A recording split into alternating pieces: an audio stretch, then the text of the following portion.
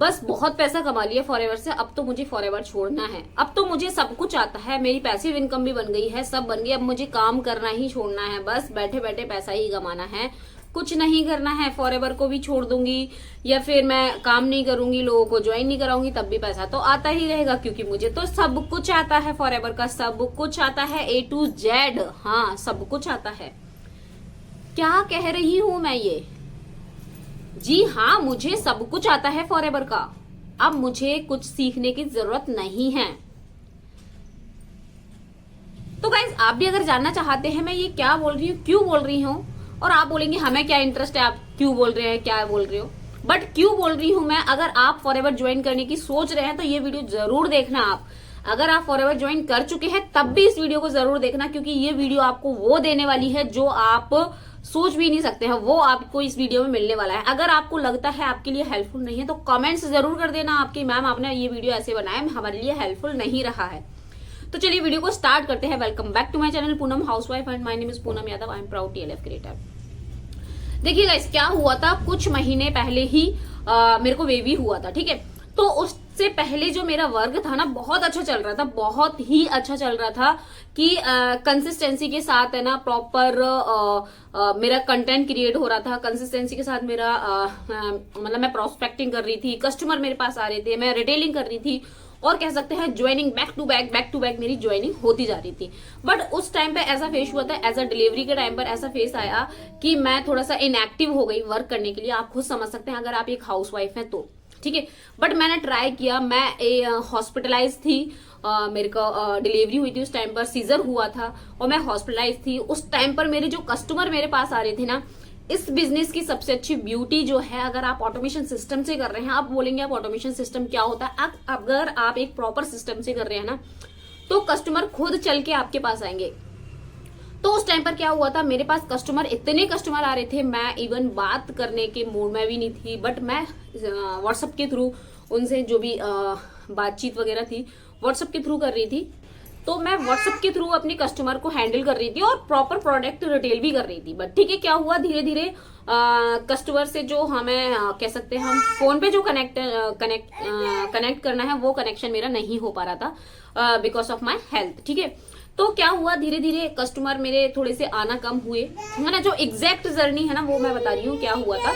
Customer धीरे धीरे आना कम हुए, उन्होंने मैसेज किया, इमीडिएटली मैं रिप्लाई नहीं दे पा रही, कभी बच्चा क्राइंग कर रहा है, कभी रो रहा है, कभी कुछ करना है, कभी कुछ करना है, इस तरीके से मैं बैठ नहीं पा रही हूँ, क्योंकि आप खुद समझते हैं सीजर के टाइम पर क्या होता है, बैठ नहीं पा रही थी मैं, ठीक है। तो बैक टू बैक मुझे कॉल आ रहे थे, उनको प्रॉपर फॉलोअप नहीं ले पा रही थी। तो धीरे धीरे मेरा बिजनेस क्या हुआ, छूटता गया, और मैं जो बिजनेस की ट्रेनिंग है ना, वो भी नहीं ले पा रही थी। धीरे धीरे क्या हुआ कि बिजनेस जो मेरा है ना, मतलब मैं उससे थोड़ा सा दूर जाती रही। फिर मैंने एक दिन डिसीजन लिया, मुझे 4-5 महीने हो गए और कस्टमर मेरे पास प्रॉपर आ रहे थे, है ना, और मेरे पास कॉलिंग भी आ रहे थे, बट मेरा फॉलोअप नहीं हो पा रहा था प्रॉपर। क्योंकि उसका एक रीजन यही था, जब मैं फॉलोअप का सोचती थी बच्चा रोने लगता था, है ना, और हम बच्चा जब रो रहा है हम फॉलोअप कैसे करेंगे, क्योंकि सामने वाले को एक इरिटेशन सा फील होता है कि हम फोन पे बात कर रहे हो, बच्चा बगल में रो रहा है और हम उनको समझाए जा रहे हैं या फिर हमसे पूछे जा रहे हैं जो भी चीजें हैं।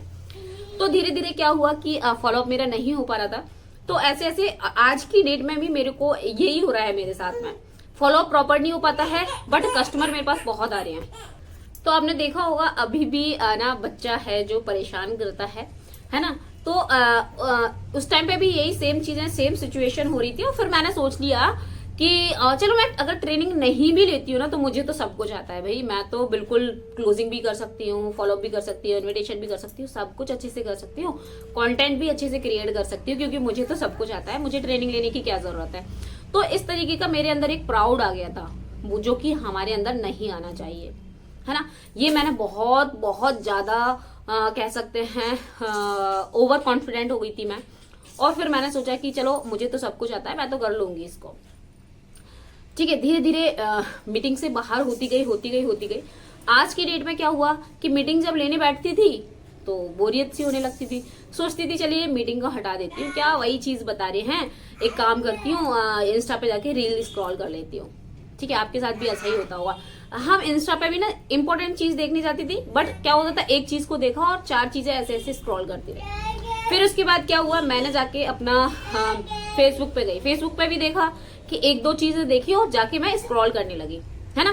तो ये सेम चीजें मेरे साथ हो रही थी। बट फिर मेरे को एक दिन रियलाइज हुआ कि 2026 लगेगा ना, तो मैं अपना वर्क जो है ना कंसिस्टेंसी के साथ करूंगी ही, एनी हाउ कुछ भी हो जाए मुझे अपना वर्क करना ही पड़ेगा।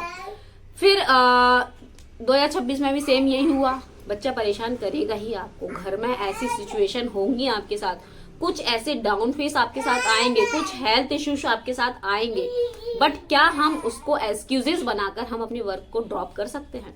नहीं।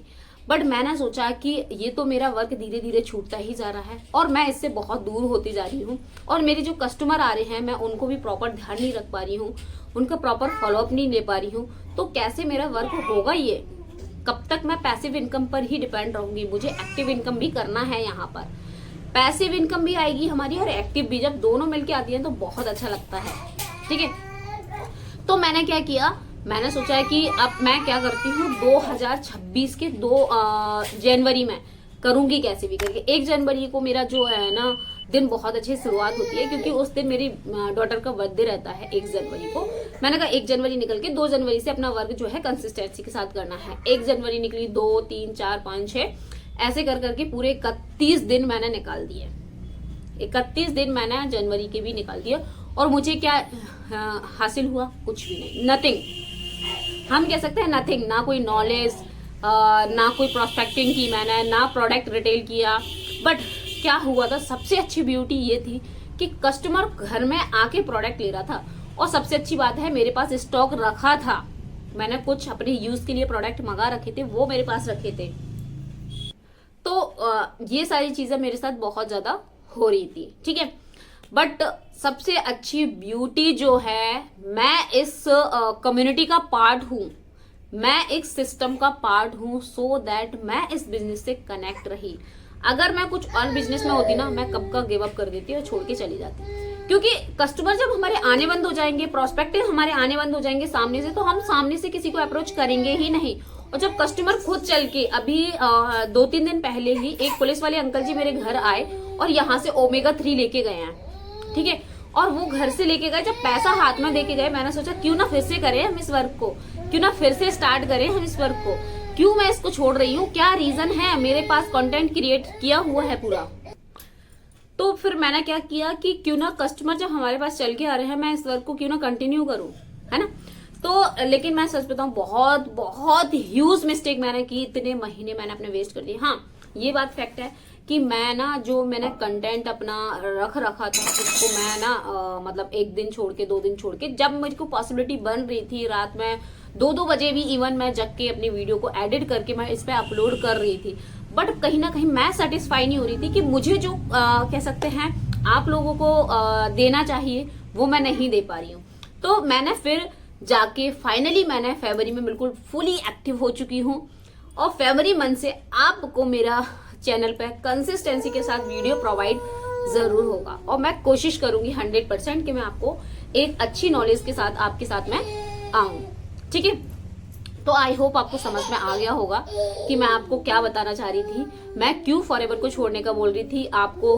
हाँ, आप ये बोलेंगे मैम हमें कोई इंटरेस्ट नहीं था, बट डेफिनेटली आप इंस्पायर जरूर हुए होंगे। मैं कोई मोटिवेट करने के लिए नहीं बोल रही हूँ, मैं रियल एक्सपीरियंस आपके साथ शेयर कर रही हूँ, सो दैट आप भी अगर फॉरएवर में इस तरीके से निगेटिव हो रहे हैं तो आप बिल्कुल एक्टिव हो जाइए। फॉरएवर में बहुत कुछ है, बट हम कैसे कर रहे हैं ये बहुत मैटर करता है। अगर आप भी जानना चाहते हैं फॉरएवर में क्या सिस्टम को हमें फॉलो करके वर्क करना चाहिए, तो डिस्क्रिप्शन में बहुत सारे लिंक है, आप क्लिक करके वहां से भी जाके विजिट कर सकते हैं। अगर आप मेरे साथ फॉरएवर ज्वाइन करना चाहते हैं, आप एक हाउस वाइफ है, आप एक स्टूडेंट है, आप एक जॉब पर्सन है, आप थोड़ा सा भी कनेक्ट कर पा रहे हैं, दिए गए नंबर पर मुझे कॉन्टेक्ट कीजिएगा। और यहाँ तक वीडियो देखने के लिए thank you so much. Video पर न्यू है तो please like share and subscribe कीजिएगा, सो दैट आने वाली वीडियो का नोटिफिकेशन सबसे पहले आपको देखने को मिले। मिलते हैं किसी नेक्स्ट वीडियो में। टिल देन जय श्री कृष्ण।